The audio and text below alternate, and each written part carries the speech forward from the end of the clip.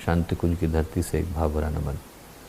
प्यारे भाइयों और बहनों और प्यारे मित्रों, शुरू करूं तो उसके साथ साथ एक छोटी सी कथा मुझे पुराणों की स्मरण आती है, वो सुना करके बात को आरंभ करना चाहता हूं। और वो जो कथा है वो रामायण की है। रामायण में एक राक्षसी की कहानी आती है, सुनी आपने भी होगी। उस राक्षसी का नाम था सुरसा। सुरसा की कहानी ऐसी है कि जब हनुमान जी समुद्र को लांघ कर निकले लंका को जाने के लिए, तो सुरसा अपना मुंह फैला करके खड़ी हो गई। उसने हनुमान जी से कहा कि आप कहाँ जा रहे हो साहब, आपको हमारे मुंह में घुसना पड़ेगा। हनुमान जी ने कहा कि बहन जी किसी और दिन आ जाएंगे, आज तो बहुत व्यस्तता है। उन्होंने कहा नहीं अभी आना पड़ेगा। तो हनुमान जी ने अपना आकार बड़ा करना शुरू करा, और जैसे जैसे हनुमान जी अपने आकार को बड़ा करते गए वैसे वैसे सुरसा मुंह फैलाती चली गई। और अंत में हनुमान जी ने एक ही काम किया कि उन्होंने अपने शरीर को मच्छर के बराबर किया, मुंह का चक्कर लगाया और अपने गंतव्य को निकल गए।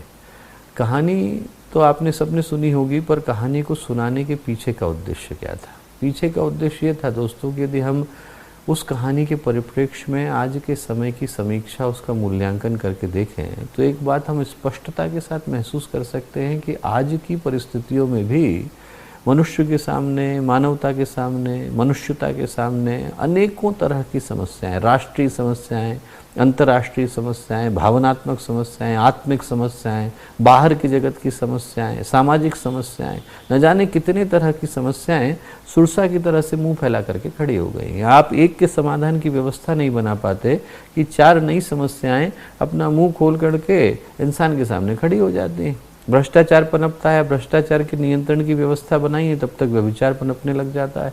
आप व्यभिचार के ऊपर अंकुश लगाने की कोई व्यवस्था बनाइए कि अलगाववाद पनपने लग जाता है, हिंसा है, विग्रह, न जाने कितने तरह की समस्याएं हैं, और उनकी सूची लंबी की लंबी होती चली जाती है, उनका कोई अंत दिखाई नहीं पड़ता। और उस लंबी सूची को गिनाना आज का उद्देश्य नहीं है, पर जब आप जैसे विभूतिवानों से मैं बात कर रहा हूँ तो उस कारण को गिनाना, उन समस्याओं को गिनाने के पीछे का उद्देश्य इन समस्याओं का जो मूल है, जहाँ पर आधार है, जहाँ पर इन समस्याओं का जो कारण है वो विद्यमान है, जहाँ पर वो प्रतिष्ठित है, उसके निराकरण की व्यवस्था को खोजना है।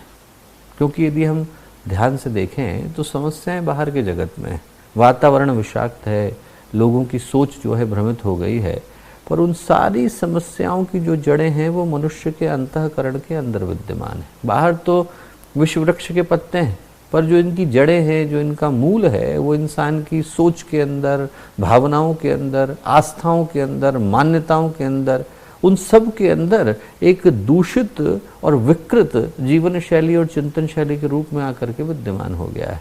और उसका जो हम लोगों को प्रभाव दिखाई पड़ता है वो किस रूप में दिखाई पड़ता है? वो इस रूप में दिखाई पड़ता है कि आज समाज का जो प्रवाह है, और जो समाज की दिशा है, और जो समाज के मानक हैं, और जो समाज के मानदंड हैं, जिनको हम बेंचमार्क कह करके पुकारते हैं, जिनको हम क्राइटेरिया कह करके पुकारते हैं, जिनको हम प्रिंसिपल्स कह करके पुकारते हैं, जिनके ऊपर एक समाज का भवन खड़ा होता है, उन सब की दिशा इस कदर विकृत हो गई है कि आदमी गलत पथ पर चलने में संकोच नहीं करता, बल्कि गर्व को महसूस करता है।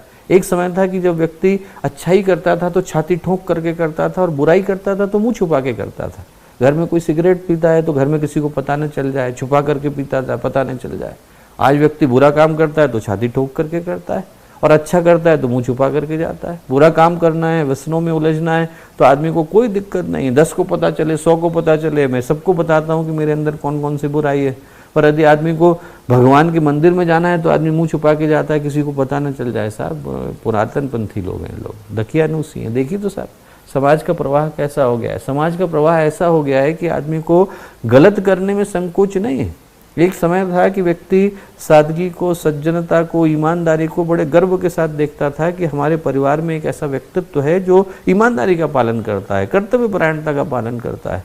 आज यदि व्यक्ति करे तो बाकी के लोग हे दृष्टि से देखते हैं। देखो साहब, ये जमाने के साथ चलना नहीं सीख पाए, भी प्रैक्टिकल नहीं हो पाए।